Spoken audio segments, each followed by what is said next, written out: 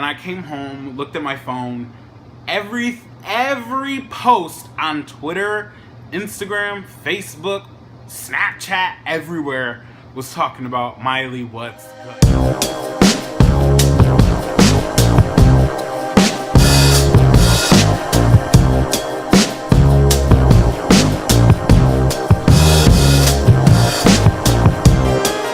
Back to motherfucking channel.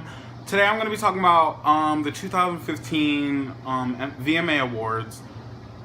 Miley What's Good. I want to talk about this because it's the VMA season. The VMAs are coming up. They're like literally, well, they're like this Sunday, I think. This Sunday or this Monday, one of those days. So they are coming up, and every year on my channel I do things that talk about the VMAs, or you know, I do reactions too. So I react to iconic or VMA performances. So this is just one of those things that was just so iconic at the VMAs. Had everybody talking, had so much controversy to it, and this video could be a conspiracy video about that, because I think there is a conspiracy about it. But I don't have that research, so this is not going to be a conspiracy video. I'm just going to give my thoughts on it and how I feel and just everything about it. Okay, the first thing I want to say, obviously it was iconic. Like I said, so iconic that it was used as a meme. It was literally overshadowed everybody's performance that night. What else? Overshadowed everybody's performance. Was the most talked about thing that night. It was the most talked about thing that year. It literally was one of those Taylor Swift and Kanye West kind of things, where it just had so many people talking. That's why it's just so iconic and legendary. And when you think about the VMAs, that's one of the things you think about is Miley What's Good. Also, going along with how iconic it was, I want to talk about how funny it was. I don't think people talk about how funny it was, how they should, because that was really funny. It was very funny. I love how Nicki got up there and called out Miley. I'm gonna talk about why she called her out and everything, so stay for that. I just think it was so iconic, and it was, like I said, it was just funny because I wasn't expecting that whatsoever. Nicki in 2000, I'll say in 2013, Nicki really started to like ease up on her I'm not gonna say crazy, because she's not crazy. She's very artistic and very she's very smart and very forward. She's an amazing artist. And in 2013, 14, and 15, and 16, 17 is the year, 2017 is the year where she started to get her like juice back, you know, like her mojo. Like those years, like I said, 2013, 14, 15, 16, she had amazing music that year. I'm not saying she didn't. She dropped the Pink Print that year, but she wasn't using the voices. She wasn't being as wild as she was. In 2017, especially towards the end of 2017, she's really bringing that back out. She's tired of people talking about her. She's tired of that shit. And in 2015, that was really one of the first times that many people have seen Nicki act like that, and it was funny. It was funny because Miley was shook. Everybody was shook. It was just a funny night, but at the same time, it was serious because Miley can choke. But no, I like Miley now. I mean, I liked Miley even at that moment. I don't let other people's beefs decide whether or not I like their music, because that's just childish to me. They had their little spat or whatever. They're friends now, but it was just funny that night. Next thing I want to talk about, I feel like I just said this in that little rant I went on, is how, not funny, oh my god, how shook everybody was. I was very shook because the VMAs every year come on the day, or, because our Pride in my city is like always late. It's literally always in August, always at the end of the year, end of the summer. So our Pride Day has 3 days, And usually on one of these days, it is the same way this year. It falls on the day that the VMAs happen. So while this was happening, I didn't watch that live. I was at Pride, and I came home, looked at my phone. Every post on Twitter, Instagram, Facebook, Snapchat, everywhere was talking about Miley, what's good?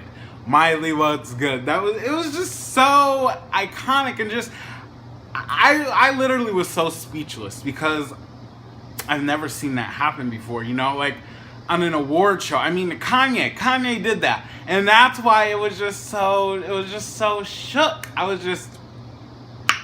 It was crazy. The next thing I'm going to be talking about is she deserved it and why she deserved it. She opened her mouth. She spoke out of place.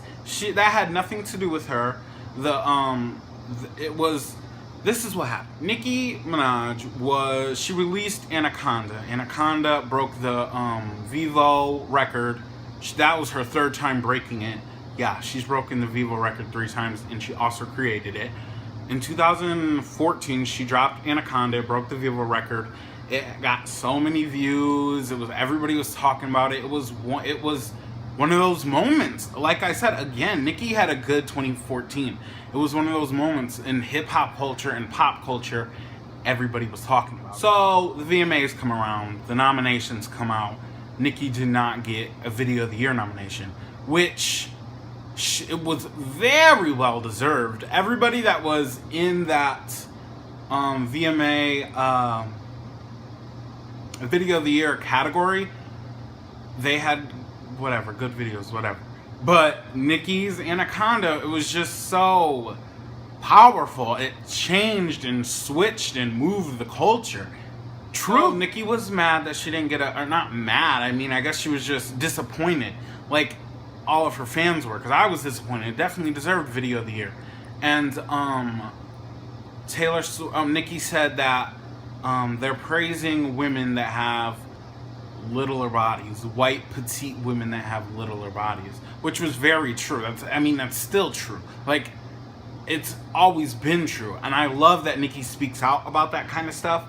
Body shaming in the industry, people not getting what they deserve because of the color of their skin, the genre of their music, even if their music is great. Nicki speaks out on a lot of things. I'm telling you, Nicki is a cultural icon. Nicki is a legend. And she spoke out about that. Here comes Taylor Swift. Open her mouth. Nicki, I don't know what I did to you. Girl, shut up. Shut up. Shut up. Like, you're always complaining or talking about something. Shut up. Like, it was just so...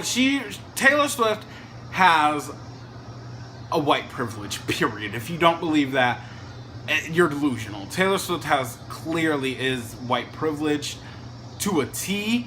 She sells all these records, has all these views, and blah, blah, blah, congratulations, whatever.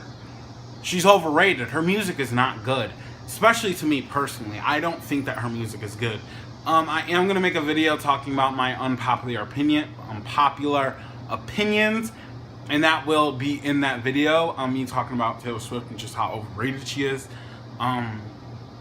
So make sure you come back for that. I don't know when I'm going to make it, but it's going to be. So after all that stuff happened on Twitter, Nicki and Taylor,